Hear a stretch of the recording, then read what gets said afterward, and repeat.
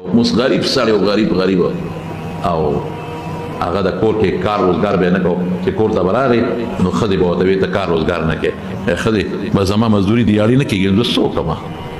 کار روزګار ته ډډې نه لګي نیک سړی مونځ به کوو 10 به کوو سوچا کار به کوو په سوچا کار والا سو کارونه هم نه کوي دا یو غم دی چې پاک کار کې نن راځه کنه د تیلو پمپ کې نو کار کوم خو تیلو پمپ والا ته زه سوچا کار کوم زه غلط کار نه کوم گیج من پوری او زما خپل کار کوم دا نه دی مولا جوړ کړی مولا مې نه پکا مالا غسړې پکار دی چې مال په کم خرڅي او گیج د نوکران چې دا کم نوکران دي خانانو لا او د کارخانه‌دارانو له شیخ خرڅي هغه ته پته کې نه پته چې دا شیخ حرام او بیا خرڅي دا خو غم جوړ دی یو لاندې افسر هغه د غټ افسر د لپاره پیسې پیدا کوي چې د غټ افسر لپاره پیسې پیدا کړم زما هم پکې شو دا هغه هم پکې شو نو ظالم د بل لپاره د الله خیرت خراب کړ جوړ څوک ځان له خرابې او څوک د بل لپاره خیرت خرابې نه خسرل نو کار روزګار به نو کله په خدای او بچو نه راتېدل نو یو ځلې خوب ولید نو چا وته مې وی ورشه لکه د پلانکی کې یو تیګه پرتر او د غتیګ لاندې سل اشرفه پرتی دی راواله دا سړی وته په دې خوب کې وای چې د الله تر طرف نه پکې برکت یو کو پکې نه وینه برکت پکې نشته وینه مې دی پکا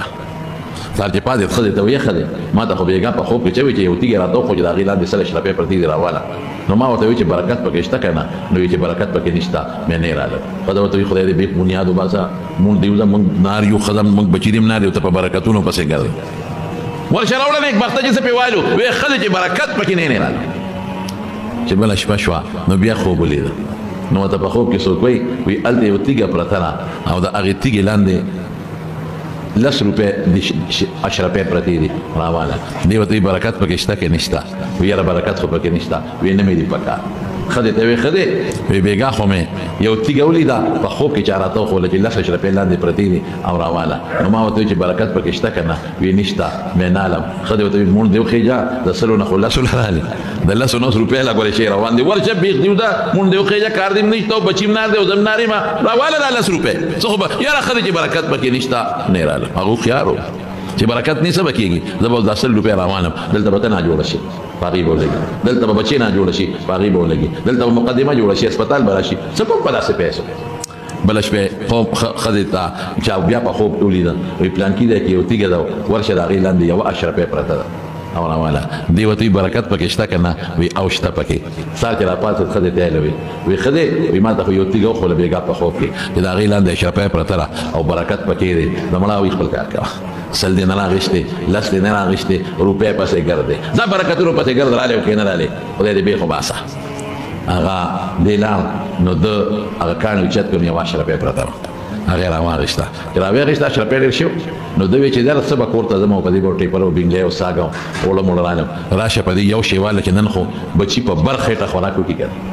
نو لار د دریاب غاړه او یو مضبوط کبه واغشت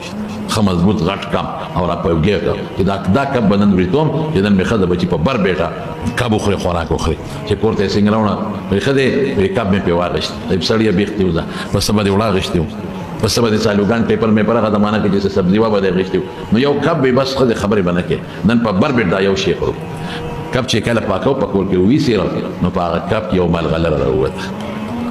په دریاب کې دنه ملغلره یو ملغلره قیمتي پکې راوته هغه راوچته